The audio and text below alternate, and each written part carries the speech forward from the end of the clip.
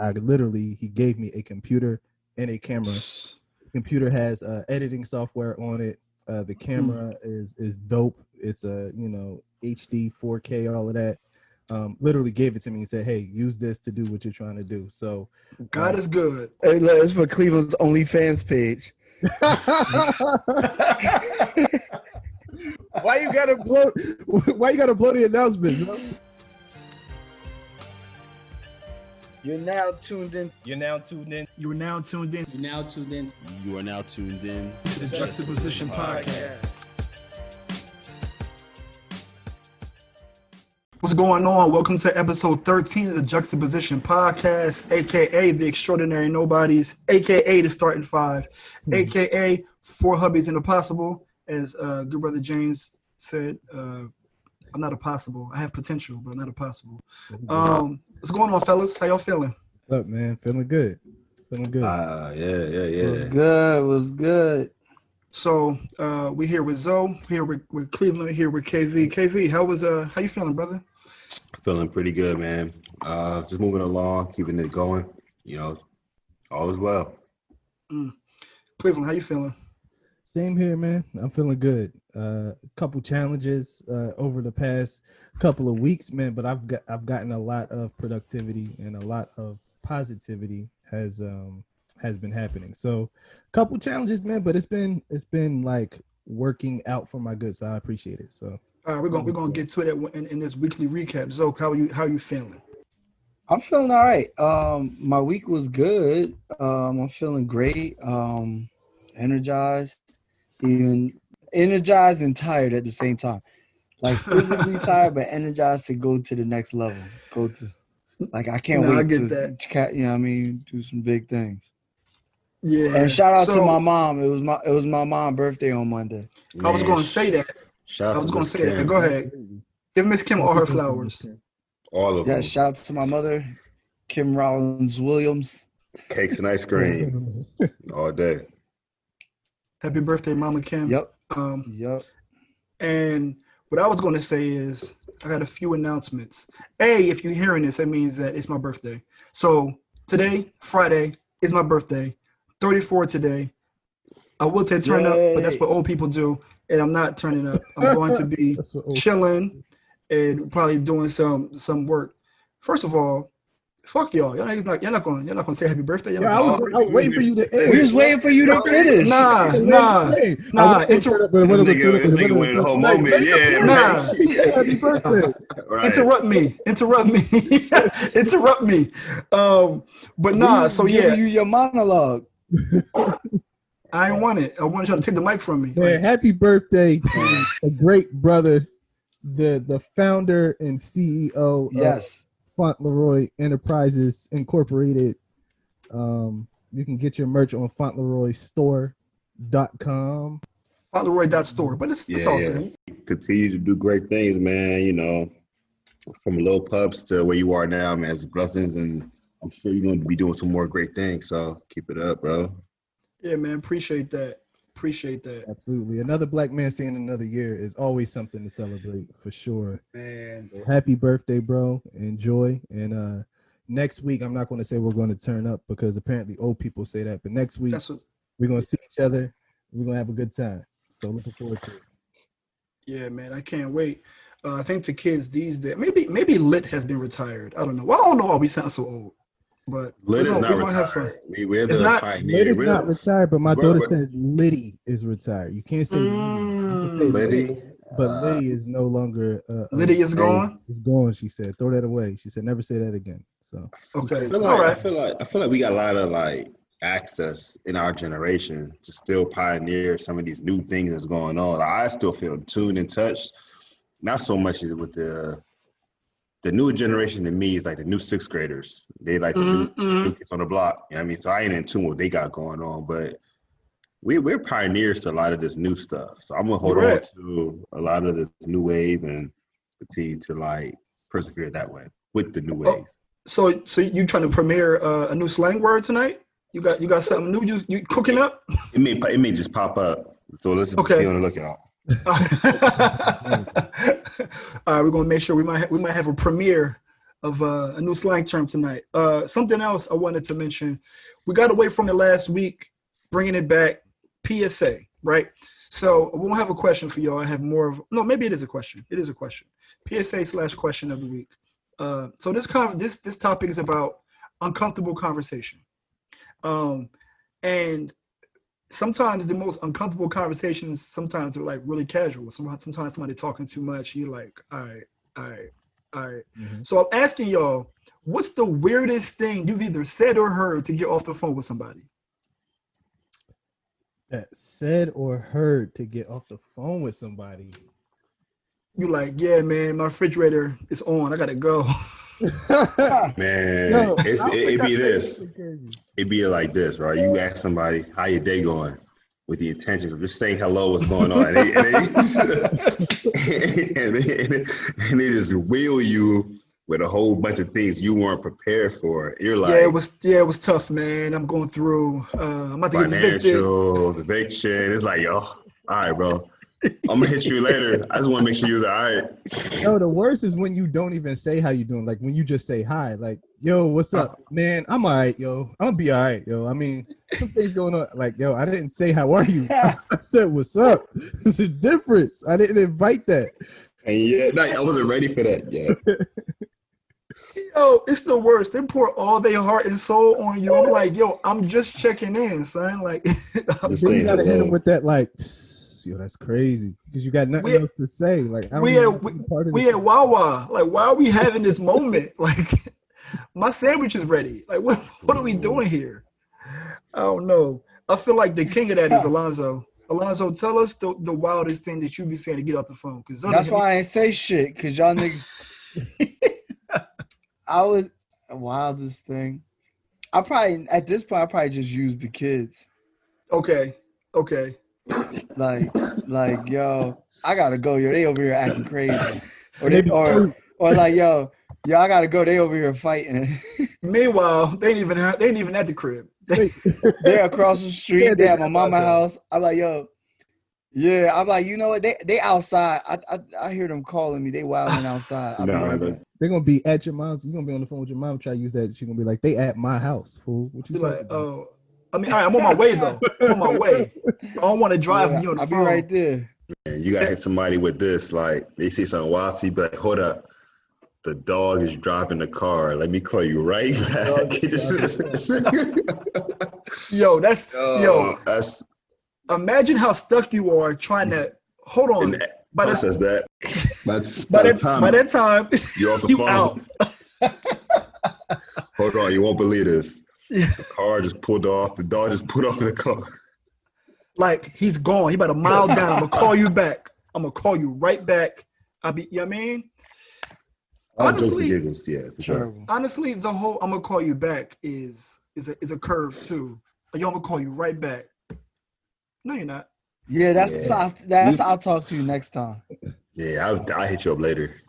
I don't mind the curve though. The curve is because of all territory. If you do it, you gotta expect to be done to you. So it's kind of like, all right. The conversation just slows down, and you need it out. Like, you know, yes. Like when the conversation starts to get a little awkward, it's like, all right, yo, well, I'll hit you up. So it's just like easier to kind of have a closing, but it's harder when it's like somebody who's you're not going to talk to anytime soon.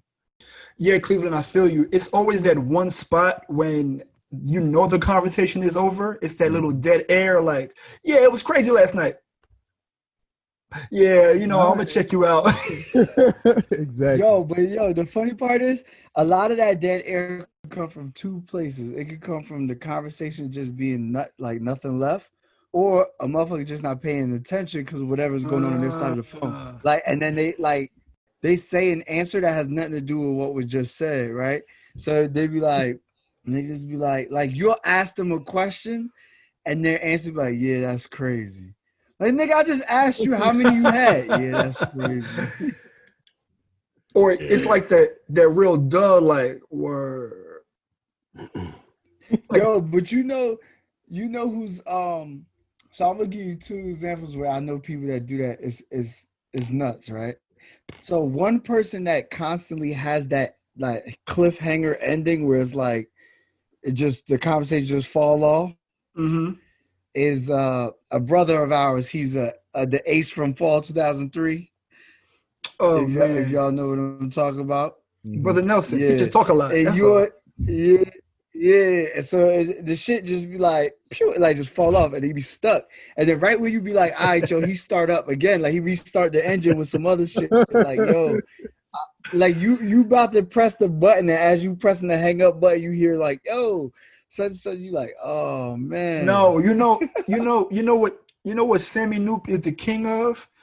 Being on the phone with you, but not talking to you Talking to yet. somebody else, talking Nah, to bro. yo. I think is the Kev fucking used to king of get that, mad and bro. bang on that nigga. King of that, bro. I just let that nigga go. Like, go ahead, bro. Let's go figure that shit out. It'll be a whole 30 seconds where I'm like, yo. He like, yeah, at the corner, you make a right.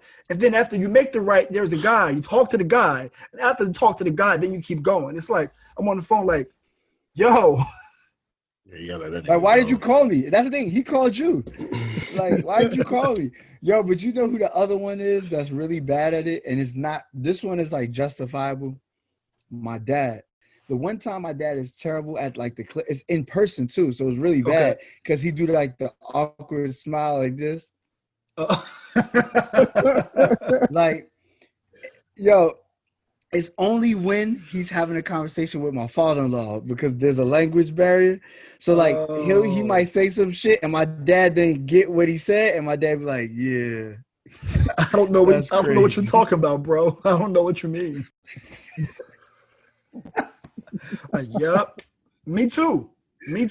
It's funny. Like Word. the other day I was on. Yo, the worst, my mom be like, look at your dad. He don't know what the fuck he talking about.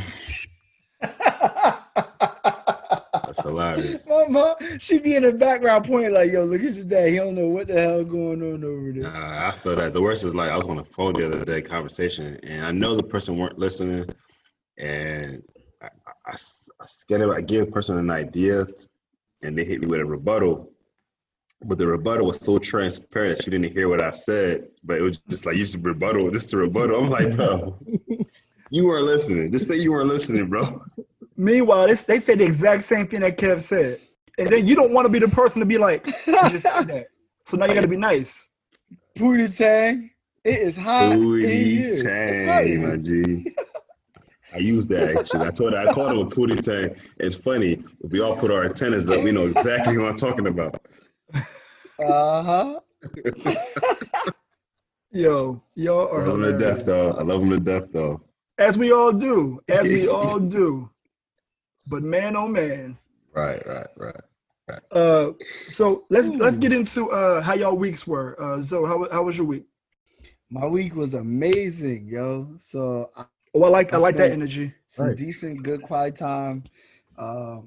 Yeah, nah, it was, yo. Mom Duke's birthday. Went to Great Adventure with the kids, trying to get my last on the season pass game before the school year start. I cleaned up my house. I felt accomplished. I cleaned the storage unit, which most people, you start storing so much junk, then you gotta eventually go in there and like. So I said, let me do it now before it's time to move, and I carry that shit to the new place. Yeah. So like, I accomplished that. And business wise, I actually I did pretty well. I got accepted for about $120,000 SBA loan. Hey man, hold on, Zoe. Pause right there. Let's get this round of applause, man. That's what I'm talking about. Talking about. Get the bread. That's what you need to get this business thing moving. I didn't want to derail you, so continue, but that's a big move. So now this opens up opportunities to where I can now not only maximize and develop the existing business more, but I can now venture off and create other forms of income in like different other businesses. You already know. That is dope. Holla at Moneybag Yo, man. Make some smart investments. Facts. Word up, right? Like, what we buying this week? I was looking forward to having one of those stock moments. I kind of got in on Apple a little bit. I'll tell a little bit more about that in my week. But KV, how was your week? Week was pretty good. I'm out here in Miami with family.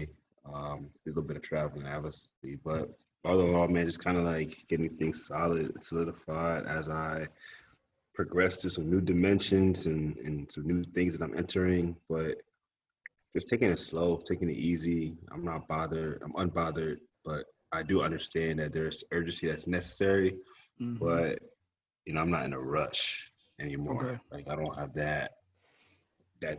So for me, it's more about just making sure things are done right, Yep. things are done with quality, um, and being able to deliver to the best of my ability. I'm solid. So Yeah, man, that was so eloquent. You said a whole lot without telling us exactly what you're talking about. But I followed it, and I believe in you. I don't even know what it is, but I believe in Kev. So Appreciate you. I know it's gonna be fire. Appreciate you. Cleveland, how was your week? my week has been very interesting. So on one hand, I've had a kind of a personal situation that has been lingering for a very, very, very long time. That is now kind of coming to a head where it has to be wrapped up. I'll give the details on this situation kind of once it wraps up and it's Okay. solidified for good. You want a whole episode? You want a whole? You can. You can. It's a story, man, and I think it's going to be an empowering story for those who kind of have experienced, things that I have experienced in my life. But so it's some challenges are rising. However, through that, man, I have hit like a zone of focus that I have never experienced, that I haven't experienced in a very long time. So, Man. the focus at work is cool. I'm able to just like give work, and then after work, give myself some things that I need to do. And I've been very productive on things that I'm working on myself. Kind of like a real quick praise report, if you would. So, Okay, let's do it. I needed a new computer. I needed a new camera for some content that I've been building for a while. And I casually mentioned it to my cousin, who's also one of my best friends. I mentioned it to him. And when I was in Jersey a couple of weeks ago, on my way back up, he told me to stop at his house. Stopped at his house, and I literally, he gave me a computer and a camera. The computer has editing software on it. The camera is dope. It's a HD 4K, all of that. Literally gave it to me and said, "Hey, use this to do what you're trying to do." So God is good. Hey, look, it's for Cleveland's OnlyFans page. Why you gotta blow the announcements? Huh? Oh, my bad. I'm sorry. I was trying to get you some more followers. Weak. Praise popping with Maine. Praise popping with Maine. Oh man. But yeah, man. So aside from the challenges, a lot of good is happening as well. So Yeah, leave it to Zoe to step on your praise report. That was my bad. I apologize. With like you throw something. What he say? Like the last P I got for you on that one joint. Yeah. He was like W8P. I'm like, yo, no points, man. My bad. You know I'm a heathen. I'm sorry. I apologize. Look, it's all about knowing yourself. That's what our 30s are about, is knowing yourself and leaning into who you are. So thank you for that, Zoe. That's cool. That's cool. Yeah, man. Like that's fire that you just bump into equipment that you needed. Like shout out to I know I don't want to say your cousin name. Timing. It's timing. If it's Perfect anybody who can make a situation into a story, it's Alonzo and Cleveland. Cleveland make it into a biblical story though. Like I didn't even know that part of the Bible was even in there. Like, but yeah, he sure do. He make you feel like you went to church and then you ain't gotta go. You like that? I can put my offerings right back in my pocket now. I done talked to Cleveland. Meanwhile, my stories end up on first 48. Like, yeah, they do. I don't understand how Zoe like, bumps into the stories that he bumps into. Only Alonzo. It's wild. So for me this week was on par to y'all. So I had a pretty good week. So doing some promo for my shirts. I did a lot more shirt designs, made a little commercial.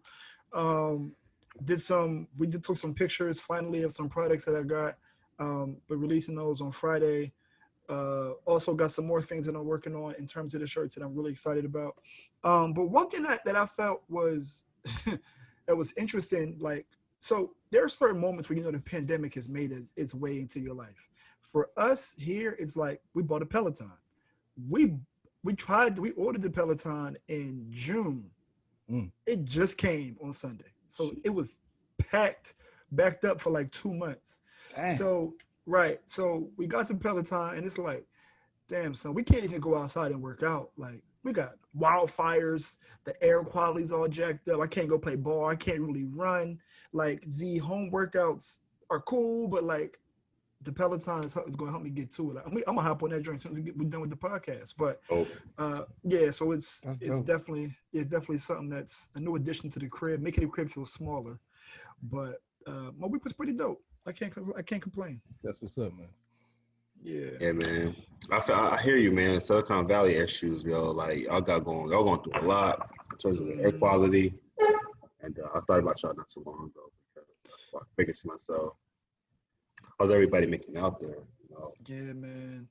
The good thing, and Kev, I appreciate you checking in on me. The good thing is we've been inside, so it's no more of a hassle to stay inside when the air quality is bad. But it impacts you if like you got your window open at nighttime, you want to get some breeze in. It's like you kind of smell the smoke, and it's nowhere near me. Like the fires are nowhere near. But all in all, I had a pretty good week. With that said, pass the ball over to Zoe for Zoe knows.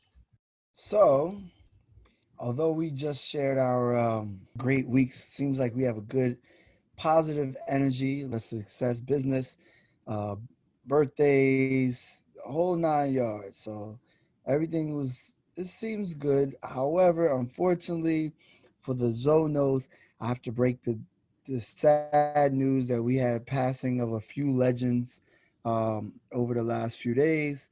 Um, Coach John Thompson, Georgetown Hoya legend, NCAA legend, Big Ten uh, legend, um, first black coach to win an NCAA championship legend, um, the man who saved Allen Iverson and let us be able to see Allen Iverson. Mm-hmm. Um, you know, unfortunately, he passed. I think he was like 78, fairly young. Not actually sure of what, but also we also lost what everyone knows if y'all have been checking Instagram, Facebook, or any of your social media outlets. Chadwick Boseman, who majority of people know as Black Panther. Yo, that one, Uh, was tough, bro. That hit hard. it was Y'all- it was it was different. It It was was. different. It Like, was. Like for me, when I first heard it, I was grabbing food, and I literally couldn't deal at the time. I was driving like, yo, it's too much. I have to deal with this tomorrow. But like you kept seeing the pictures, and it's just like it kind of hit home, and I was forced to deal. And for those who can't see, I've had this Black Panther promo ups from the poster on my wall since Black Panther dropped. So this has been it's like I almost see him every day, and yeah, man, it's wild. But I don't want to, you know what I mean. But that was wild. No, it was, man. I think with that specifically, what made Chadwick Boseman so special to us, of course, him being in Black Panther. But Black Panther was successful not only because of the movie itself, and it was a great movie, great quality, everything. I think it was what the actors brought to the movie that really made it pop off the screen and really made us feel it. Like, even though it was a fictional character, like you Right. felt Black Panther, like you felt empowered after leaving that movie. Like, Wakanda was a fictional place, but you saw the comparisons between Wakanda and real life, and I think that's a direct result of the actors involved in it. So Chadwick Boseman, man, he was special. He was he made an impact, and he did Facts. all of these impactful things while struggling with a terrible illness. And Stage 3. that's just amazing, man. That's Yeah, just man. amazing. So Word to me, definitely like be missed. I haven't really dealt with it yet. I'm Mhm. still kind of like coming to terms with that. Um, I know it's a terrible loss for our community Right. as a whole, and I know a lot of us are like in a way about it. Mhm. It just shows you what people go through, man, behind closed doors, and You never know what somebody's dealing with or challenging them with. And for Right. him to be able to like show that perseverance and without no one really knowing what was really happening is empowering. It's also inspiring too. Mm-hmm. I don't know if I got a chance to rewatch Black Panther. Like they showed it on like ABC like the other day, and I rewatched it, and I was like, this is a fire movie. Like the dialogue just around blackness and Mm-hmm. like It starts off with it, bro. Wakanda's ability to save all black people and their unwillingness to help, but Killmonger is obviously the villain, and he's trying to make sure that like all black people are taken care of. It's just dynamic of like, man, and for me, Oakland is down the street. You know Yeah. what I mean? It's literally down the street. So that those whole dynamics is like right now, I think Chadwick Boseman's passing it hurts so much because A is a black superhero, but B, the timing of what we're going through, we're knee deep in these conversations. So, Absolutely. you know, for all those listening and don't understand why you've been seeing your timeline flooded with Chadwick Boseman, you know, quotes and videos and pictures, is because the timing of it just makes it so it's so impactful. But yeah, I had to get that out. Yo, but how about in Black Panther, the even the messaging of like the white people that was like trying to take over stuff and Yep. sell it and do all the artifacts, Yep. the whole 9 yards is like a mild version of what happens like Yep. all Yo, the Yep. time. So it was a absolutely, lot man. of messaging in that. For me, I think I was more hit on the John Thompson thing, only because I grew up wanting to go to Georgetown. Like as Patrick Ewing Knicks fan, Mhm. and then the Iverson fan, like I was like, I'm going there, even though it didn't happen. But like for You me, it dress was like a more like Hoya right now. you see what I'm saying? I got my Hoya blue and gray, like so. That was big to me, and then also Clifford Robinson, the super sub. Like I don't know. Like I started wearing headbands because of him when I was a kid. I mean, I don't wear headbands now, but he was the first person, like when the Portland Trailblazers was playing like Jordan and them in the finals, like nobody was really wearing headbands like that. And the only other person who wore headbands before that was like Wilt. Like, you know what I'm saying? Like not many people, that wasn't a thing. So it was like Clifford Robinson was like the super sub. Like he was like, yo, I'll come off the bench and drop whatever on you. Like Yeah, he was they like the forget how like nice he a really was. like a OG Robert Ory, like that same type of role. Yeah, exactly. Like a Robert Ory, Vinny the Microwave Johnson, who's today's like, I would say not as much scoring, but like a Lou Williams, somebody that, Lou you know what I mean, Williams. come off the scene and just catch you with whatever. Um, yeah, Lemon Pepper Lou. So, um, you know, that was big. And then we had it was a couple of other things. It's like too much stuff going on. It's like I just felt like we're losing our legends. And that's why I really had to say that. It's like too many, like every time we look up, it's like, yo, is there something in the water? Are they like they're trying to like kill us in different ways, like in person, physically, and then emotionally by taking away our people? Like I don't know. Like I'm not a conspiracy theorist, but it definitely had me thinking when like that Step on that back to wagon back to with you. back stuff happens. You're like, yeah, like what the hell's going on here? So, which also leads me to a very interesting conversation. Uh, Adele, did y'all see Adele's picture? I saw it. Which in the Jamaican With flag bikini. bikini, Yes, yeah, Oh, yes. with the like Yeah. carnival. I did So, not. Did Have not. you seen KV? Have you seen Skinny Adele? Probably not, to be honest. Adele is skinny. I Like don't even know she had alter ego. no, she's actually yo, skinny no, now. she literally lost mad weight. She lost like Nah, I 100 something mean, pounds. Yeah. compared to the Dell that I know. Oh yeah, she definitely unlocked the hidden character. Yeah. So, the question to me is it because she had the what's the locks called, like the African twist? I It's forgot what they Bantu call it. There's knots. like a name for them. Yeah, Bantu knots. So she had the Bantu knots with the Jamaican flag bikini, and a lot of Caribbeans and Jamaicans are saying, yo, that they don't find that as cultural appropriation. It's more like appreciation because she's there celebrating in costume, like how they do Carnival or Caravana and stuff like that. And she's in, I guess, London, wherever they're doing theirs at. So they didn't. A lot of true Caribbeans saying that they don't view it as such, and then some others say. So my question to you guys was, do you feel that is cultural appropriation or appreciation? Yeah, I feel like because she's there, maybe because she's celebrating with the people, I think it's appreciation. If she was selling something, I think it would be appropriation. If she was selling something and not collaborating with the actual culture, I think that would make it different to me. Yeah, to me, if it's genuinely celebrating the culture, then it's appreciation. Although I did see something funny where somebody said Adele went from hello to wagwan. I was like, yo. No, that's pretty funny. I'm done. Wagwan. Yeah, man, but I think it's appreciation, man. Yo, that's classic. I love that. Did y'all see Tom Hanks' son trying to get at her in patois back? Chet Hanks, they call him Chet Shaba Hanks. Hanks. Yo, he does way too much, yo. Yo, son, can we acknowledge that Shaba Hanks is one of the greatest nicknames of all time, son? Yo, it's hilarious. Yo, they killed him on Hot Days because you know he had that joint after the awards where he was speaking in that, like, Yeah. and I'm like, yo, he said, what gone? Yeah, Shaba Hanks. Yo, that is It's so crazy that's even Tom Hanks' son.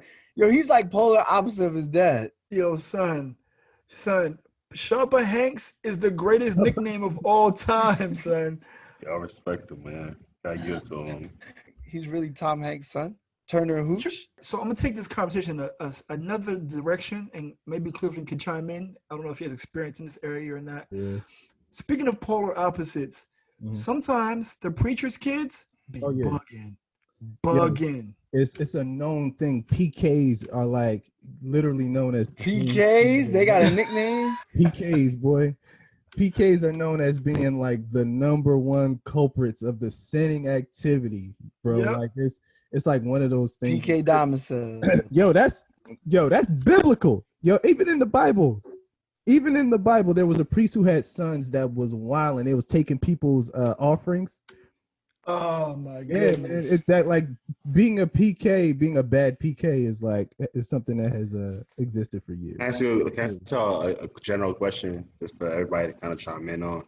Is the limitation to freedom and limitation to freedom of will, a demise in somebody's future in terms of wanting to experience life the way they want to experience life versus where you kind of like set it for that person? I feel like in most general cases, from a parental standpoint. Yeah. Because I feel like in most cases, like you think about all the girls I was wild in college because they probably was hindered and limited with their own personal experiences. You know what I'm saying? So like our pre-Ks like the epitome of you can't do this and you can't do that versus you can do it, but these are the consequences of doing it.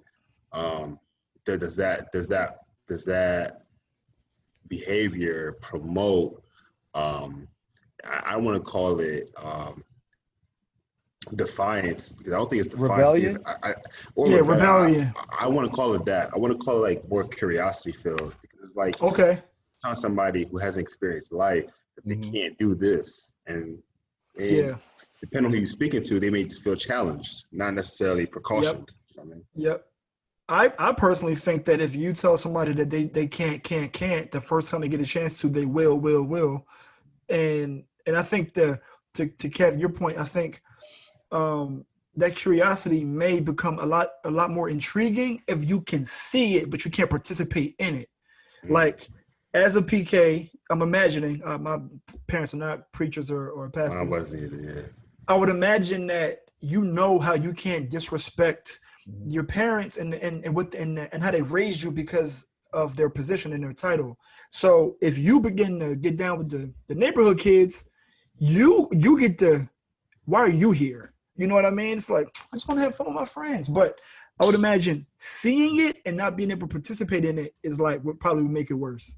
I think it's like it's not just like, hey, you can't do this. I think there's an expectation tied to being a certain type of child or a certain type of kid.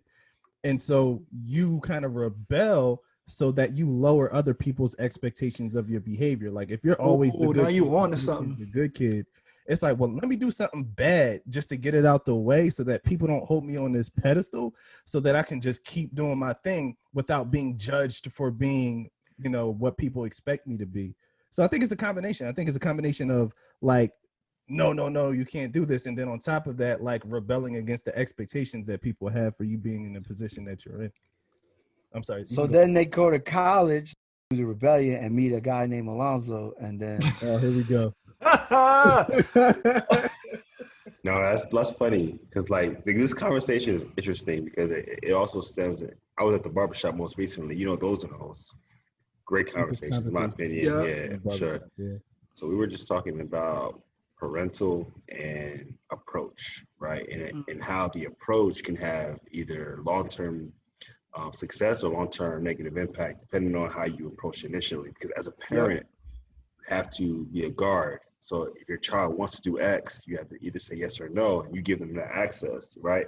But my thing was that based on the approach can, in a long term, have a reflection moment where it was just like, you know what, I thank my parents for denying me this access, or Right. I hate my parents for denying me this access. It can go either way depending on the approach initially. So it was kind of like an interesting conversation. I mean, with that being said, we got two fathers on the pod. Like, Yeah. I mean, Cleveland, you might be able to better speak to it because your daughter is older. But like, have you been in a position where you've said no when you knew was best for it not to happen, but she thanked you later, or on the opposite, where it's like she's like, why am I not able to do this?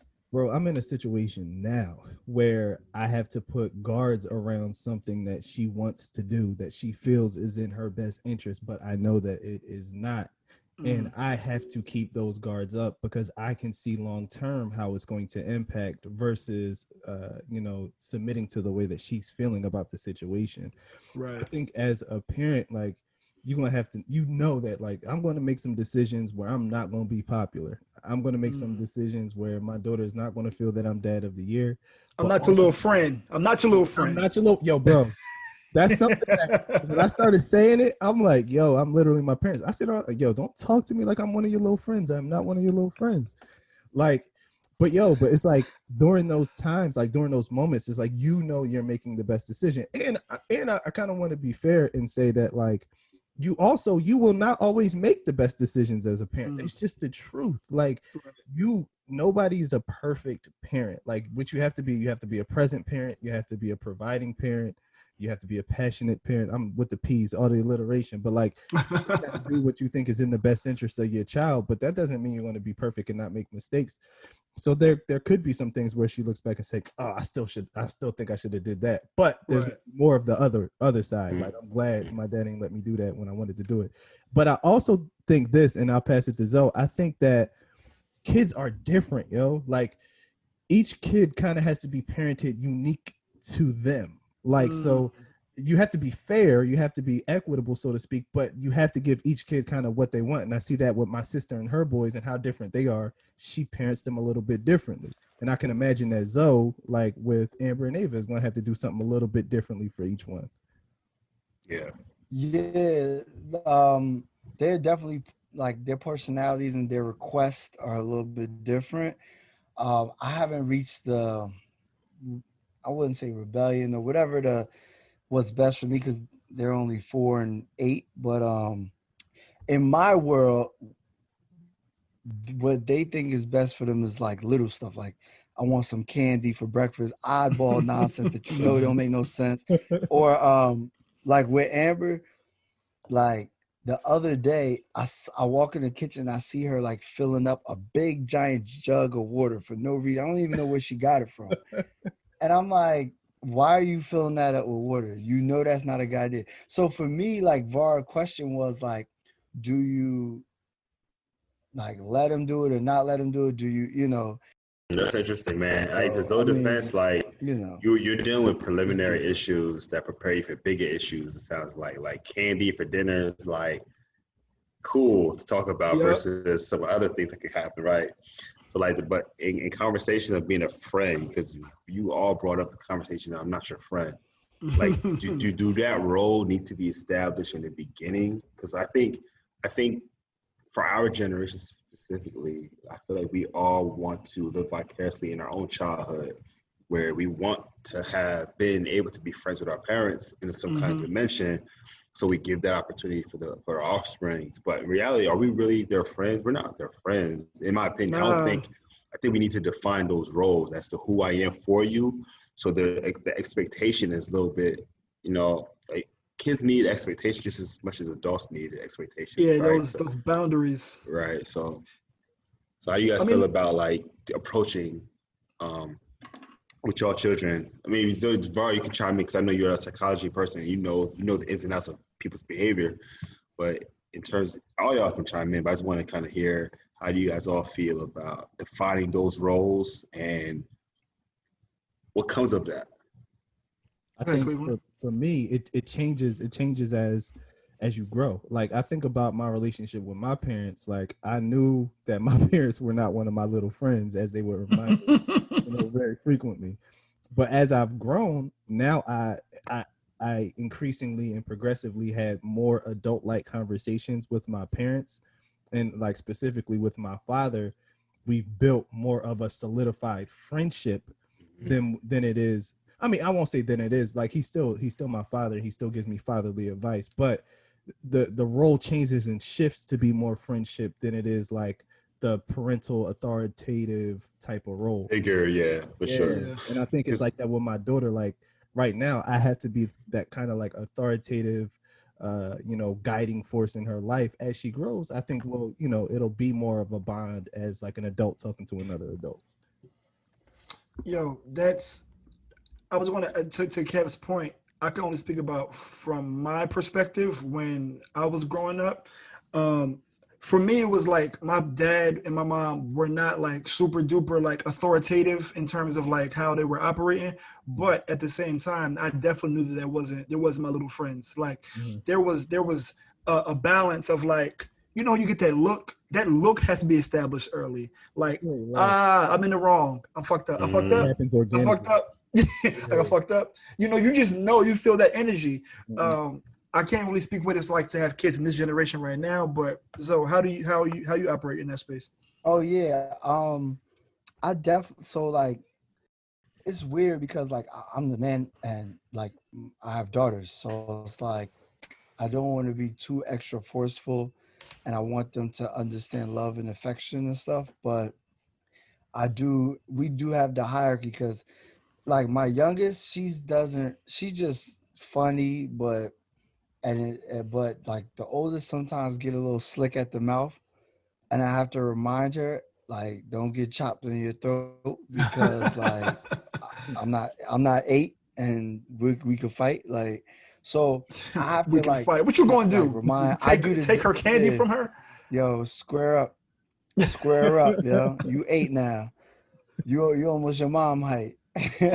So it's like so, so at this point I do a lot of the death stare like like if I'm walking in the room and I know you do I just like you know what I'm about to ask you so she'll Mhm. straighten up and fly right but you definitely have to create that boundary. That's the thing.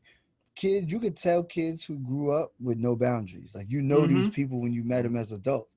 Yep. Yep. Boundaries are everything. So I was raised the same way. Like my dad, my mom, I can have conversations. I talk to them every day. I talk to my parents, but I still have that respect. Like, yo, that's still my parents. There's certain stuff or Right. conversations I won't have. I won't Right. speak too freely or recklessly. Mm-hmm. Like, Mm-hmm. I just won't do it. Like, so being that I don't do it, I expect the same. Like with my kids, I'm going to reinforce that. The same thing. Sometimes when you are the person who is the boundary setter, you like Cleveland said, you're not always going to be in the most favorable position. Right. I do sometimes feel that it's like sometimes because I'm quote unquote mean to them, which I'm not. It's just like I said, I'm setting the boundary. Mm-hmm. Sometimes I feel like my wife is like sidebar, like, yo, don't tell your dad. Yeah. Or like, yo, just shut up or else you don't want your dad to find out. Like, So I'm gonna keep it real. Maybe Cleveland and Zoe, maybe y'all can chime in because y'all have seen it too. Zoe was a softie with them girls. Them girls gonna run all over Zoe when they get old enough. I, Zoe don't stand a chance. You I don't feel stand a like he's chance, bro. soft with certain things. Like I feel like when it comes to like getting smart, like he'll check him real quick, like who you think you're talking to. But Yeah. like when it comes to like I don't know, like wilding out or like climbing on stuff, he just be like, "Baby, what you doing?" Yeah. I'm like, really? asking Like a this man what we doing questions. today? So Man, I you think that does that. Y'all two can speak on that because y'all have daughters. So I feel like y'all just are naturally meant to tap into an emotion that y'all probably would not have to tap into if you was raising men or boys, rather, right? Mhm. So I think that comes with the territory of just being more lenient. And I hear it all the time from men who have daughters. It's like you just are naturally tapped into your emotional side, just to be able to like down level yourselves to that person. You know what I'm Yeah, saying? So exactly. And I think that's a great segue right into the uncomfortable conversations topic. And Kev, you teed it up perfectly. Like for, there's many opportunities that people encourage or may have difficult conversations, and a lot of people don't know how to do them. For you two who have daughters who are able to comprehend and like really download things that you're saying, how are y'all having those conversations with your daughters that you kind of don't want to have? I don't. I have a wife. I don't. I say, yo, babe, you better say something, or you might want to say something. Like that's the luxury of having a wife. Like that's good with the kids. Like she's great. Like I don't have to worry about that. You know what I'm saying? So like, I mean, that's cool. That's and blessing. again, my Right. defense is not just having a wife. Is they're still young, so those kind of conversations aren't really like they're not happening with me. And a lot of the uncomfortable stuff that would happen normally with me, she's already doing like the bathroom stuff. Like you go in the bathroom, you're doing like personal hygiene stuff. Like I just my conversation of hygiene is make sure did you brush your damn teeth and wash your ass. That's really what it is. That's my conversation. Oh man. She goes in the bathroom, they shower the whole. Yeah, I don't go in there like Yeah. until somebody say, "Yo, can you hand me a towel?" Like I forgot my towel. That's Yeah, it. and I also think that Alonso should be exempt from this conversation only because there are no conversations that are uncomfortable for Zoe because he makes people feel uncomfortable. That's why. That's what happens. No, He'll say they're that uncomfortable for me. I just say F it. It needs to be Cleveland, had. Cleveland, how about you on the parental front about those uncomfortable conversations? I've had many. So I mean, y'all know my story. It was just me and my daughter for years. So those formative years from from the moment where it first happened, let's call it 7, up till I met my wife and we started living together. That was all me. So the talk about sex, I had to have that with my daughter. Which Oh man, Not yet, talking to buddy. your daughter, it's such a strange dynamic, man, because it's like I'm kind of curious as to what she already knows. I'm kind of curious as to like what her thoughts are on it.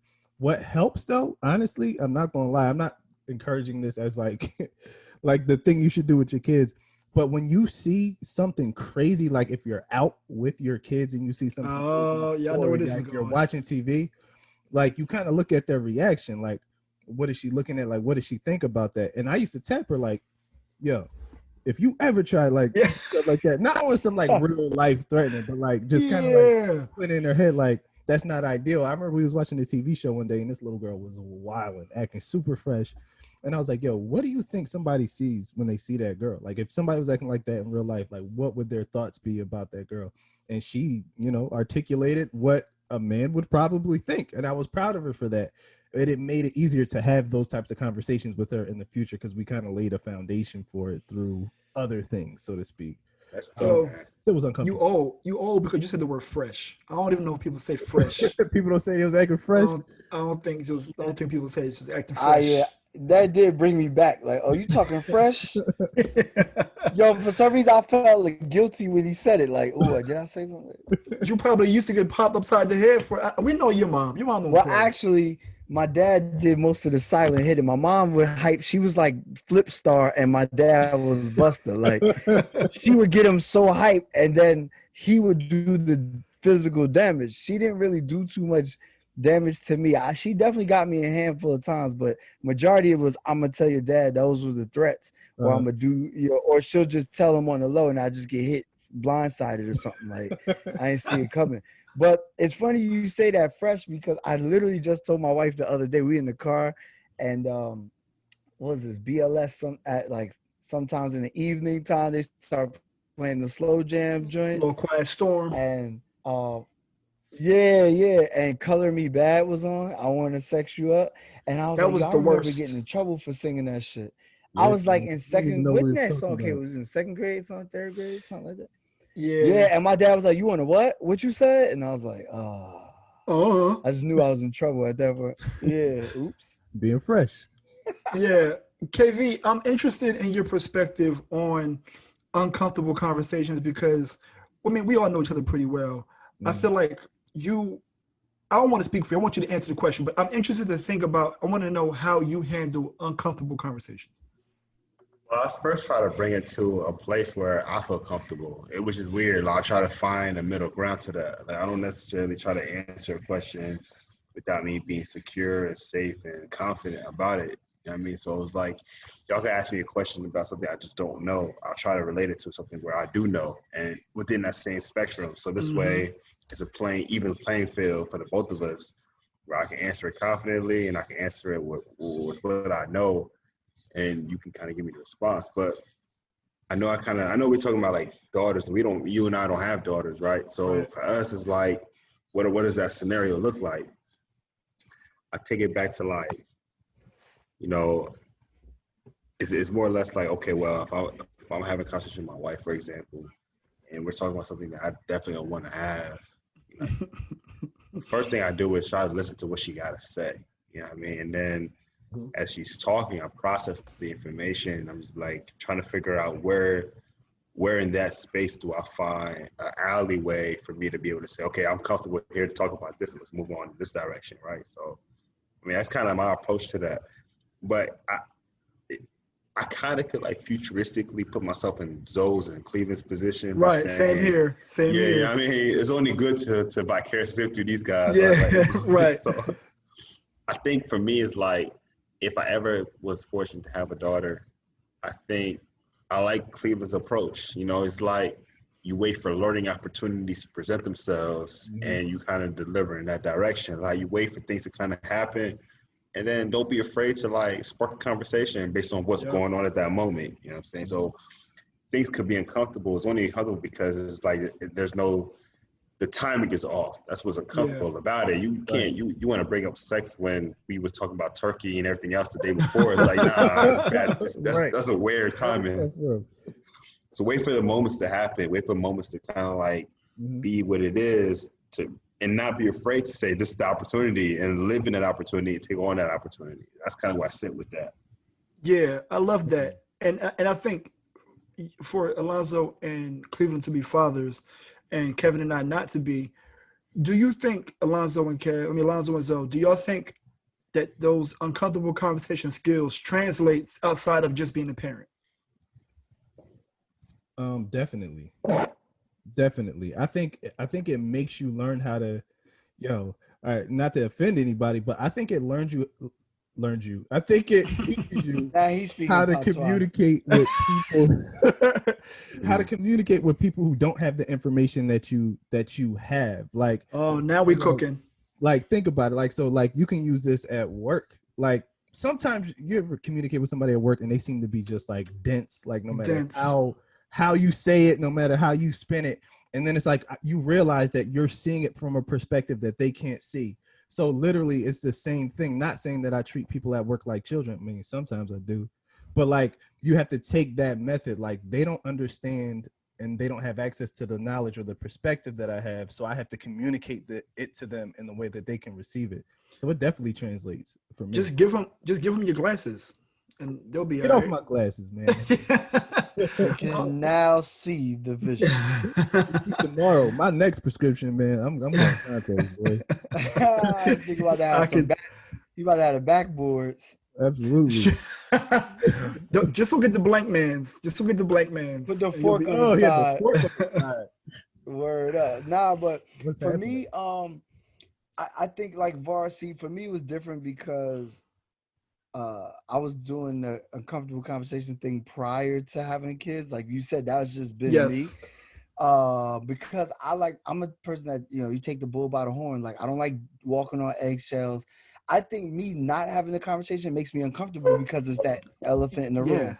That's Yep. what's uncomfortable to me. So You know I why don't we like, here. You know yeah, why like we why are we here. doing this? Like, you know what I mean? Look, let's just get it over with, take your punches and heal up. Like for Cleveland as a parent is, like I said, my kids aren't that old yet. And so those conversations are different. And he also was by himself for quite a bit of time to where I wasn't and I'm not. So therefore that a lot of those things you will bounce past to your other. Like if I had a son, my wife's not going in there, yo, you need to go get him. That's what I'm pretty sure that's what happened. And Mm. she probably wouldn't be able to have her job as a social worker because I'll probably be whooping him up left and right. But that's still my point is like, you know, you do it the same sex thing, it makes it a little easier. That's what also makes conversations awkward is the opposite effect. Like white people having a conversation about race with a black person is awkward. Men and women or whatever, these conversations because of the opposite, because they always feel that you can't relate or one party won't understand the other. I never really had that problem because I'm like, I'm going to make you understand, or I would like to make you understand. That's the goal. Yeah. Uh-huh. So that's for me. But I will say, like, with work, yeah, I definitely know like you don't want to sometimes feel like you're sunning the person or, you Mhm. know, Yeah. And that's belittling them. But yeah, and that's the transition to the next part around these uncomfortable conversations really manifest itself at work. And Mhm. I think let me set the baseline, right? Right now, there's a lot of opportunity based on what's going on in the world to kind of get comfortable with having uncomfortable conversations. Absolutely. There's or to get fired. or to get, but no, not from not a work context. Like there's a lot Uh, happening in the world, and there's a lot of opportunity for you to have a conversation with a friend that may be white that you've known your whole life, Absolutely. or a coworker who don't understand, or even for men, we as men to understand women's issues. So there is a lot of opportunity right now to really digest uncomfortable conversations. So with that being said, in the work context or I know that Kevin, he don't clock in, but you have partners and stakeholders that you work with. Mhm. Has there been any in this time? Has there been any like uncomfortable conversations about the way the world is going? Yeah, I mean, it's just trying to make everything relatable is which where Yeah, is a challenge because at the end of the day, we're all trying to achieve one particular goal, but we all have different perspectives on those goals. So it's got to find a middle ground, and for everybody. And I think this concept might be universal in any mm-hmm. approach in any space because you got to find where you guys relate. Got to find where things are common to have a conversation about in a safe ground, and then let that conversation grow into where it has to grow into. Yep, You yep, know, so I think most importantly is just that everyone has to be transparent about how they feel and know what they're talking about. More importantly, right. but ultimately, I think the most important thing about life is that everyone has different perspective, everyone has different information, everyone has different thoughts around the Mm, idea, same idea. Like we're all here on the podcast having a conversation, but we all really have different perspectives on what any topic could be, and that's what right. makes the conversation beautiful because it taps into all different aspects of it Yep. where we can fulfill that gap. So it's just being willing to listen. I think most important thing Yes. about conversation is that what I've learned specifically within the podcast is that you got to listen first. Like you may Mm, have a thing that you want to say, Mhm. but listen to what is being said before mm, you say it. Two things can happen from that. Your question might be answered before you have to ask that question, Facts. right? Yep. And your perspective may shift for you to be inspired to have a different mm. question or answer That's moving clutch. forward. So That's like clutch. Yeah. people listen to defend, not listen to respond. And I think Oh, that's a bar. that's Hello. that's that's the thing, right? So Hello. just listen. Yeah, I 1000% agree with that, and I think that I love the I called it the first time, but like right now you just drove it home about like that commonality, finding that common ground. It's almost like playing on neutral fields, ain't no home court advantage. Like, how can we make it so that we both understand what the goal is that we're trying to accomplish? And I know that Cleveland, you might be able to shed some light on this because I know that you had some of these at your job, but like, how have you navigated uncomfortable conversations in the workplace? Man, we had a conversation months ago prior to us even talking about this podcast, and it was something that you said that stuck with me that really helped me manage uncomfortable conversations. It was, I want to be a checkpoint, not a speed bump. Yes. And it was in the context of a lot of times at our jobs, like we work, and we work so hard that like the expectation is that Vara help, KV will do this, Zoe will Right. do that. So instead of asking us to participate in the task, they just assume that we're going to participate Volunteer you. and Yep. volunteer you without you even knowing. And so you just become a speed bump. And the way Var put it, like, help me have uncomfortable conversations, because it's what it really means is I am willing to assist when I have the bandwidth. However, don't automatically put me in the game. Like, I might not even No. have my sneakers on. Like, you're just trying to throw me in the game with no preparation. So Yep. ask me a question. Do you have the bandwidth to participate in this? And I'll tell you. And if they don't ask you the question, you got to throw it out there. Like, wait, Yep. I understand that this is something that needs to be done. I understand it's a high priority for you, but here's what my schedule and my workload looks like. Here's what I can offer to this task, and here's what I'm willing to do in association with whatever it is that they're, trying to rope you into. And I'm getting better at that. I'm not going to say that I'm perfect at it, but I'm getting a lot better at becoming a checkpoint instead of a speed bump. And it's really just through throwing out, like, here's my bandwidth, here's what I can do, and here's what I can't. So those uncomfortable conversations kind of just start with like facts, like, hey, is this even my job? B, do I even have time to do it? So it starts there, man. And yeah. So I would say in that context, just to kind of provide some further explanation, I always realize that people who are difficult to work with people ask them questions. Oh, is Travaris available? I know that he has a lot going on. But when you are an A1 good worker, it's, oh no, Cleveland will definitely do this, not an issue. And like, why is that the case? It should be the opposite. If this person is a little problematic and they rock the boat a little bit, why should they get the grace of a question when they probably need the development? right. And on the other, you know what I mean? And yeah, and I think Kev, you and I used to have Kev. I remember Kev told me one day, he was like, "Yo, I can always rely on you to answer the phone." And I was like, "Yo, that's dope." And then maybe like years later, when I moved, I was like, "It's kind of a hindrance because if I don't answer the phone, and people be like, well, they're gonna text me, they're gonna blow me up." It's like, I mean, can I be busy? I'm always available. I see exactly, Right. but it was those concepts. But it wasn't to say that Kev said that as a detriment. It was like it was a compliment at the time. Like, yo, you always are available. But getting as we got more busy, it was just like, do I always want to be available? I don't know. So it just changes.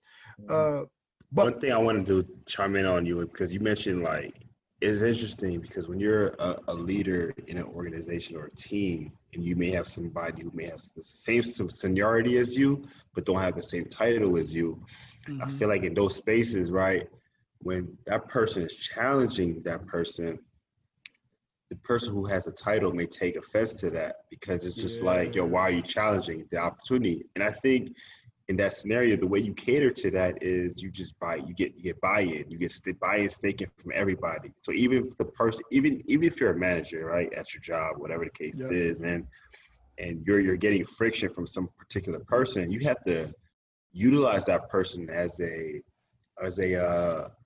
that person realistically is a person that's going to be able to push the agenda forward or hinder the agenda, because that person is that person who really has information, right? Who has experience. They just don't have the title. So that's the person that you really want to like include in your preparation. You know what I mean? Like it's simple as that, but it's just a conflict. It's just a conflict of like entitlement, and we're all egotistical as human beings, right? You crown me as a king, and I feel that's the thing I have to kind of protect. So rather than inviting other ideas into this kingdom to build, I feel as though this is mine and I got to protect it and I got to Yep. own this on it. Yeah. So there's a lot of that. Nah, Kev, you made a good point, and I think the mark of a good leader is to be able to turn problems into assets, problems in quotes, like because you need one of my mentors told me you should always have somebody on the team that you don't see eye to eye with on everything. They have another set of eyes that you don't have. So even though we have friction now, tomorrow you will be valuable because you got my blind spots. You can see things that I can't see. So I got a question for Zoe. Zoe, I know that you are able to have uncomfortable conversations and it's easy for you. But what's the process? Like, it ain't just as easy as you speaking your mind. Speaking your mind is risky, whether you see it as that is not see it that way or not. How do you get ready for uncomfortable conversation? Even though it looks easy, is it easy for you?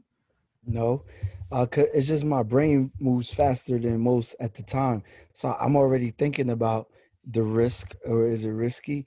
And I'm also thinking about, is it worth the risk? Like, do I care? Like, you know what I'm saying? So I formulate all of that in my head before I word vomit. I'm like, all right, well, if this person's mad and they tight, I don't care. F it. Or So sometimes I do. it's like controlled chaos. Correct. So I sometimes I do. I would say the most difficult ones for me is like people that you really care about. Mm. Like strangers and people I could fire off. I don't care.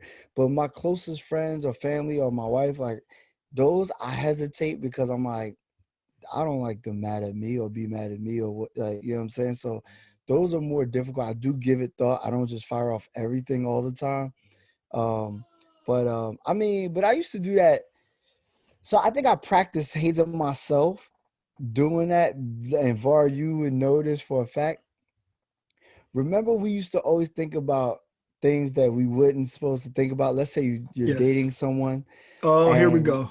yeah, so I would haze myself and think about things that no man should really want to think about, and just I don't know why I did it to myself. I'm like, yo, I know why you did it. Zoe used to, I'm telling everybody, Zoe used to imagine his girlfriend cheating on him and imagine what his response would be. Like, prior just, preparation, buddy. just preparing himself because we know how Zoe pop off. He like, I don't want to go to jail. So what if I imagine it before it happens? So that way I know that I won't do the thing that I think that I really want to do. I have the And deja vu, and I'm like, oh, all right, I was here already. So now I won't react crazy. I just know, like, let me strategically do this. Like, all right, cool. It's crazy because Varys be like, yo, why are you like, what's wrong with you? And I'm like, yo, you never think about that? Be like, hell no. And I'm like, nah, son. Like, I think about this, or even if it wasn't like cheating thing, it'd be like, let's say there was something that I actually liked that they did right for me, Mhm. and then I'm like, damn, yo, that was great. And I'm like, damn, how they get good like that? And then I'll be like, and Var be like, yo, are you stupid? He's like, what is wrong Yo, with you? son, I go there what next. Only are me. you? Yeah. And I'd be like, damn, never mind. I'm sick now. I ain't want nothing to eat. Like, How did you get good at that? What was your experience before you had this job? yo, I was literally like Chris Rock in that skit with the Kanye joint. Remember with the blame Yes. game with John Legend?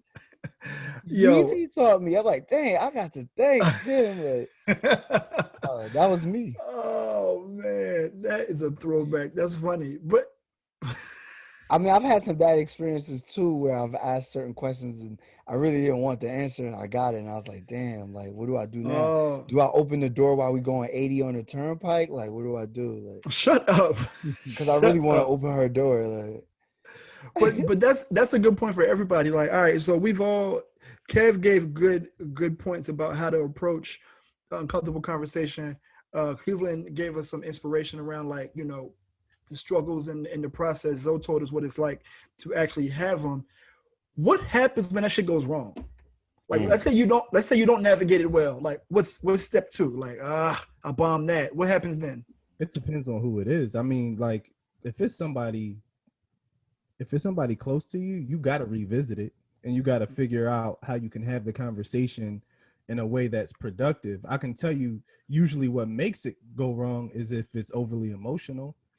Like I Mm, think that the emotion just blinds you to like facts and blind you to, and it can blind you to a goal. Like I think emotions can be like harmful and helpful. They can be helpful in that like I'm feeling this, so I need to talk about it. Like my emotion is letting me know that there's something to talk about. But at the same time, if you let it control the conversation, it's not gonna it's not gonna go well at all. it's over, brother. It's Because you be over. worried about winning. You be worried about winning and getting the satisfaction Getting the point to across relieve your and all that. emotion. Like you Yeah, Yep. want the man. relief. Exactly. That's so true. Cleveland brought up a great point. Like, if you really care about the relationship, no matter how you left off the first time of that conversation, you're going to want to say, you know what? Hey, man, I called you just to let you know, I thought about a conversation the other day, and this is how I felt about it. Da, da, da, da, because you care about that relationship, right? And Right. no ego should get in the way of any type of relationship. So you should be able to say transparently, like, this is how I felt about what you said. It might have hurt me, but this is what I meant to say. And I know you probably took this out of context. And like, and the thing about emotion, like we all got to give people time to kind of like settle into that moment. So sometimes catch somebody off guard the next day or 2 days afterwards, gets probably a fresh set of Yeah. mind to be Exactly. able to process that information. You Exactly. know what I mean? It's funny y'all say this because I had a moment the other day, not too long ago, where I just had to try to tap in on somebody that, I knew where we left off wasn't settled. I felt at the moment that it was too emotional. I felt at the moment that like, like we were both being emotional. So there was no Mm-hmm. logics in that conversation. But then at the next day, I knew I had to chime in and say, you know what, let me use my logics, because logics was that I slept on it. So my logic kind of was able to Mm. kind of like fulfill itself. And here I am saying to you, hey, you know what, man, I just wanted to tell you, I thought about a conversation the other day. This is how I felt about it, this is how I feel about it. And I hope I didn't make this mistake or that mistake or miscommunicated this and that. Like, because I care about this relationship, and no relationship should feel unattended if it's cherished enough, where, if it's valuable enough, like nobody should feel, you know, egotistical about how they feel about Right. this Well, Absolutely. I will say this, like what Kev said, is sometimes it's not even, let's say you the one having the conversation as the ego, is you thinking about that person, like that Mm. person's ego.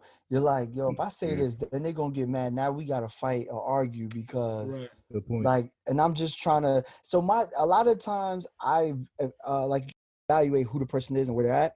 So I can say in my brain, like, yo, I really care about this person, but that's where it becomes not what you say, but how you say it. Mm-hmm. And then that makes it a little bit easier. But I also agree, I also have a theory of if we as close as we say we are, I should be able to say certain things without you Right. like, Right. what are we doing? And this is not real. And you know what I'm saying? That's how I feel. But Zoe, I ask. But it's a question for all of y'all. But because you brought it up, do y'all subscribe to the notion that if y'all ain't close unless y'all had a real argument, or y'all ain't close unless y'all almost came to fight? Like, y'all No. heard that notion before, right? Yeah, but I don't believe that. Because Oh I've yeah. never really argued with Cleveland. Like, and I've known him since I was 16. You know what yeah, I'm saying? Like, I we've agree. never really, I've never argued with Kev. Like, you know what I mean? Like, Hmm. that's not Yeah. I mean, it's not a thing. I I mean, don't me and think that James Shit. either. have had passionate conversation where, James is always missed about a book. And I'd be like, Yeah, listen, man. this successful people don't go by the book, I love fool. my That's how boy. they, yeah, like, I'd be like, yo. So me and James sometimes we'll have like a debate, but it's not an argument. Yeah, I mean, Money Var, bag. yeah, In defense of my line brother, because he's not here, I'm gonna say y'all gotta stop dressing him up as Mr. By the Book. He started fitting into that Taylor. he Yeah, I mean, is, No, man. no. he started to like You get caught up in that. He Like, getting custom you know suits you know who by the started book. it. You know who Yeah, started it, Kev. Mr. Yeah. Saunders. that conversation with that guy, the originator. I told him, the other day, I was like, Okay. yo, you got to stop doing that, because you're the cause of this Yeah, he definitely manifestation. coined the phrase. He coined the phrase. So I personally have, um, I think most of my closest friends know. Like I said, there's a handful of people that I've actually argued with that I'm like, yo. But then it's really the personality thing too. And like most of the time I'm arguing with somebody that's really close to me is because we both got that same spirit. We both have Mhm. that same one up, or I can't lose, like you can't lose, or F that, like me and Alejandro have had countless arguments and blowouts all the time, and then like a week Right. later, like, yo, what you doing? I mean, me and Var not no. I mean, most of the time, me and Var argues on the court because we both want to win, but we both see Yep. we saw something different on the court. You know what I mean? Yep. Very rare. But when the do we game is argue over, it's outside. over. Yeah, Let me ask we y'all like, this yo, what we question. eating? What we against the drink? How do you Go ahead. we, Go ahead, we, Kev. we kind of like dressed upon like conversations with either like somebody you care about being a daughter or child, or somebody you see as a peer, as a friend. What about like conversation within a intimate relationship? How do you address those? You know, how do you express how you feel and tolerate what you heard? So I think you kind of chimed in on this a little bit, kind of, because you kind of expressed how you express response to that. But like for people who are listening, who are dealing with, wanting to have these uncomfortable conversations with people that, Mhm. are significant other to themselves, like how should they address that?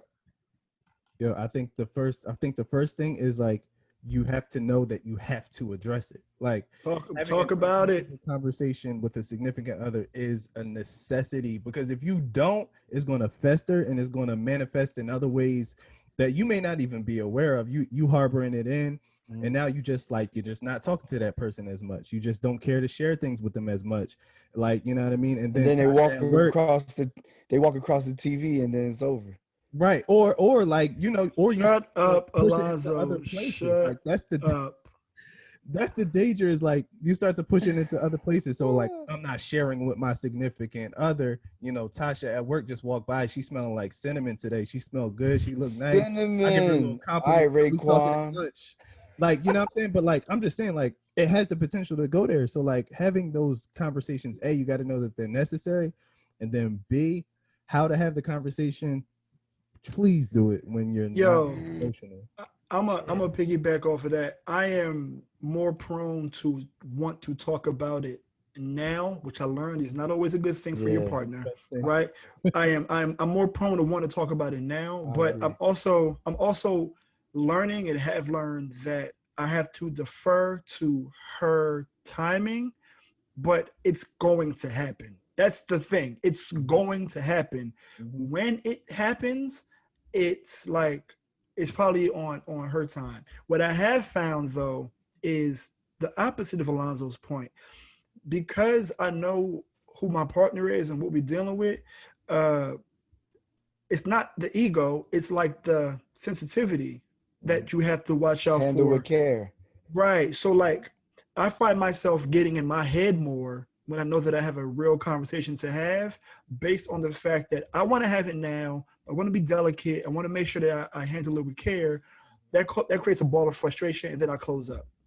And now it's like the conversation is delayed because I wanted to have it yesterday, but I gotta, So I think the thing that I'm working through with uncomfortable conversations within a relationship is coming to, like Kev said, that common ground at that sweet spot of time, because it can easily elapse into a day if the timing isn't right. You know what I mean? So Well, it's one one of thing those I want to things. add, Cleveland said, what was the first thing? Was knowing that you want to have the conversation, don't hold it in, right? Mm-hmm. So for me, I was gonna say the second thing would be, if you know who they are, that helps you navigate, because everybody doesn't require the same treatment or the Right. same aggression, or some people want it less sensitive, some need a little bit more sensitivity. Like, so it really depends on that person. So you know your person. What I would say would be a strong second. That's why I'm glad you said that ahead of time, because that Yeah. was like my next point following Cleveland. And I would say I need to work on that, because like, I don't, if it's 2 a.m, I'll wake you up. Like, I'm mad. What's up? Like, that's I'm just mad. me. We gotta talk We right gotta get now. up now. We gotta talk. Which is terrible. It's not the great, Hardly. because now that person, then they already shut down before they started. Mm-hmm. But Yeah. that's just, I'm working on myself every day. So Kev, how about you? How you operate in that space? I mean, it just comes from like again knowing, you know, the timing is important, always important, because it's not about you. And I think the thing is that we get so caught up Ooh, in wanting to that's address it. our own personal issue that it's not really about us. It's about the task at hand. So the task at hand has to be appropriately introduced and Yep. appropriately kind of talked about. And we challenge with that, like especially if it's a pressing issue for yourself and not for the other person. You got to find a middle ground with that. That's just a challenge. Yeah. So we're gonna wrap up this part. We had some good talk. We went from daughters to uncomfortable conversations at work to uncomfortable conversations with the spouse. Um, let's have actionable items for folks to deal with uncomfortable conversations. You can choose to either talk about how to prepare for them or how to have them. So Cleveland, go ahead, pop it off first. One of the action items, Kev mentioned it earlier, but it's probably the most powerful action item is during an uncomfortable conversation, listen, listen, listen. If you're not the one initiating it, man, listen to what the other person has to say. Take time to digest it, take time to process, take time to consider who the source of the information is before responding. I mean to say, so wait to respond until you've taken the time to listen. So that's the first thing I say. That's fire. So how about you? Give me one action item. Action item is get your thoughts together before you jump into the fire. Like if it's something super duper serious that's like life threatening, not just like I need to tell you got on my nerves. If it ain't something that little and it's more serious, it might behoove you to write it down. Like Mm, writing it down, get your thoughts, because now you're seeing it. You may read it back. You may say, I don't want to say it that way.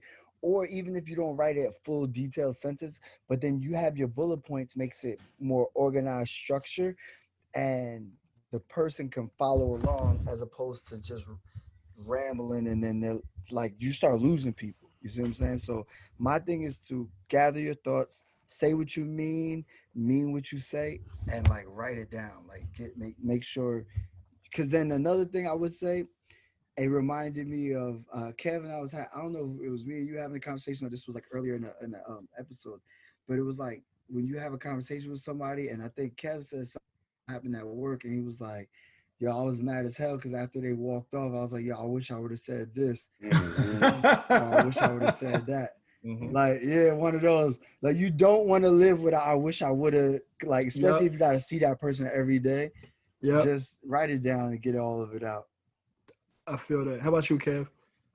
I have a few things that I want to make sure people take away. It's like don't go in thinking the worst case scenario. Mm, Like avoid making like you statements. Don't say you do this, you do that. Like mm-hmm. importantly, realize you're probably not going to change that person's mind or their belief system, Mm, right? Because like the goal isn't because I think thing about conversations is that it gets into an argument when you're trying to force your thoughts onto somebody else rather than sharing your perspective or sharing your beliefs or sharing your thoughts and allowing that person to kind of be fortunate to have you in their space to give you a different idea and a perspective around that. right. And second to most important, know when to just walk away from the discussion. Knowing when to say, all right, this is not really going where I thought this was going to go. Maybe we got to revisit this at some other time or get a moderator if you guys are into intimate relationship or looking to get into marriage at some point. Or if you're just whatever, and it's not really a big of a deal, just knowing when to like not push that simple conversation over an edge where you guys can't rekindle a relationship because y'all just disagree, which is a healthy relationship. So those are my tips. I love that. I love that. I also got like two or three that I wanted to share quickly. The number one I have is like take the pressure off. Initially, sometimes the conversation goes a lot more smoothly than you think it's going to go.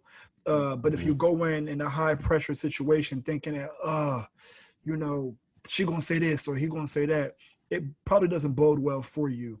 The second thing I would say is have the courage to have the conversation.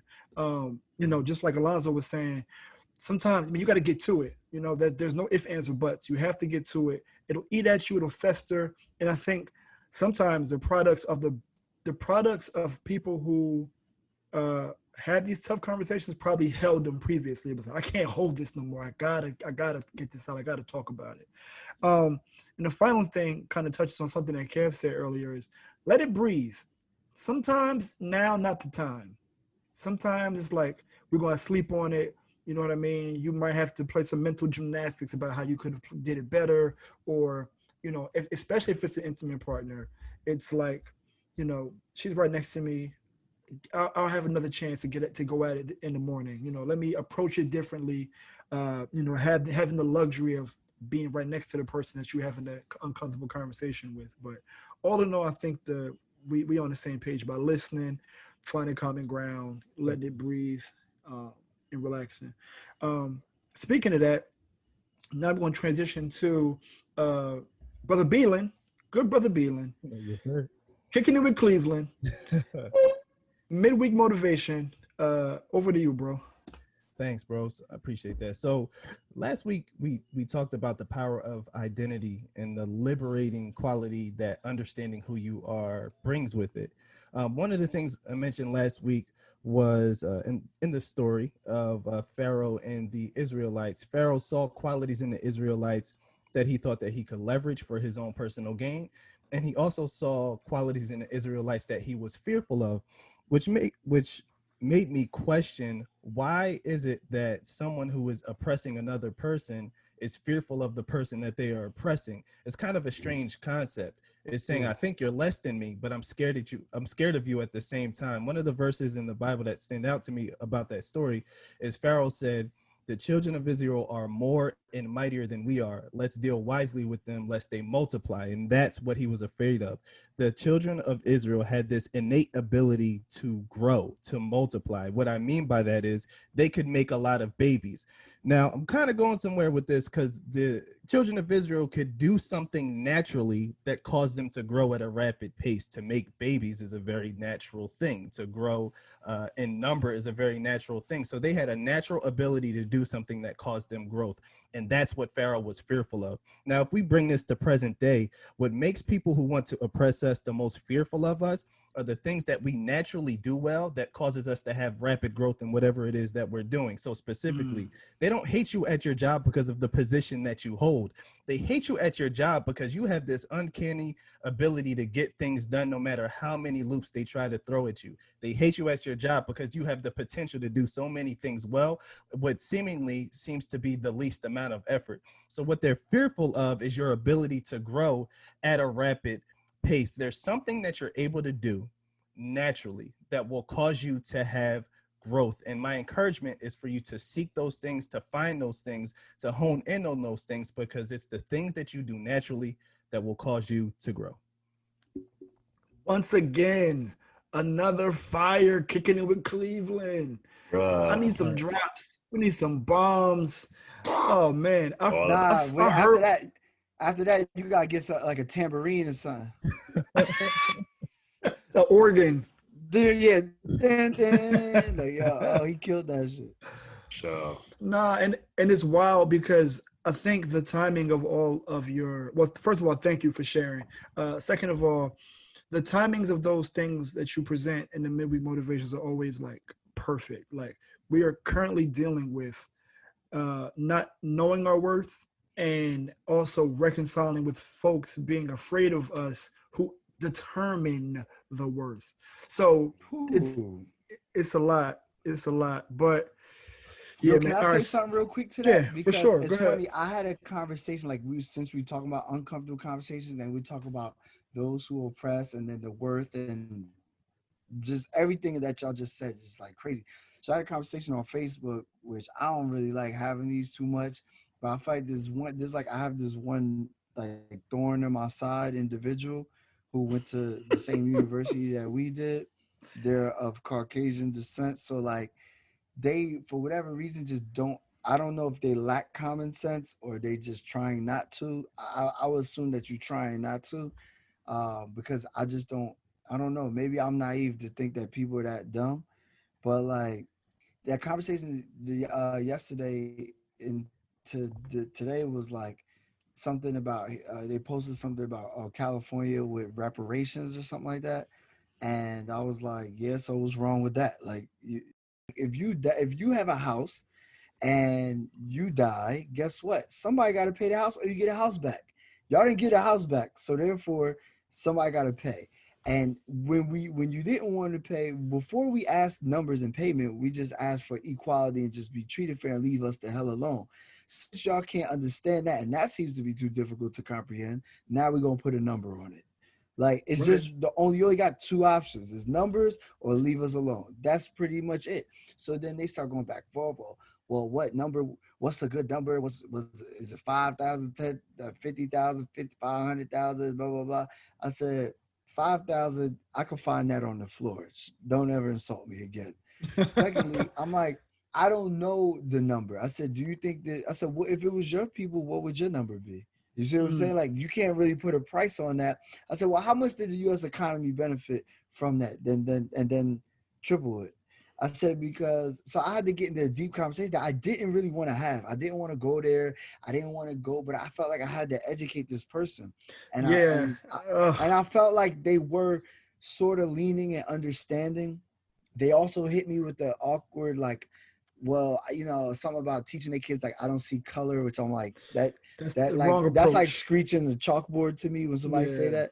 So I'm like, let me explain to you what you just said. So, and then towards the end of it, I see he's like starting to get it, like, well, damn, like, we got to move forward. I said, we can't move forward because the stuff keeps No. getting passed down.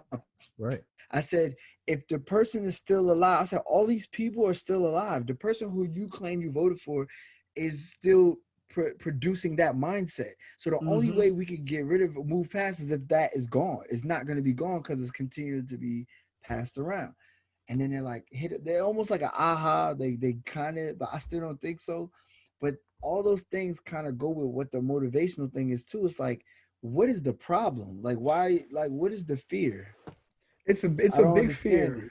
We It's even a it's highlighted a lot of it though. Yeah, I get it. It's just Yeah. like to that position is like, you created this, and like you said, even at work, it's like, I might do better than you, or I might steal. I'm not even going to steal your job. I might surpass you. You know what I mean? Like, so I'm it's doing always me.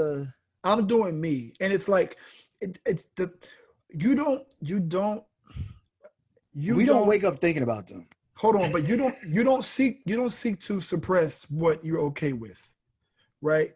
Think Yeah. about oppressive behavior, whether it's an abusive boyfriend, whether it's the justice system, the things you are afraid of, you lock up, you suppress. So that means in order to hold us down, they're afraid of what happens when we're up, And it's like that mindset that's embedded. And on another note, mad people from the American government got reparations and are still being paid to this day.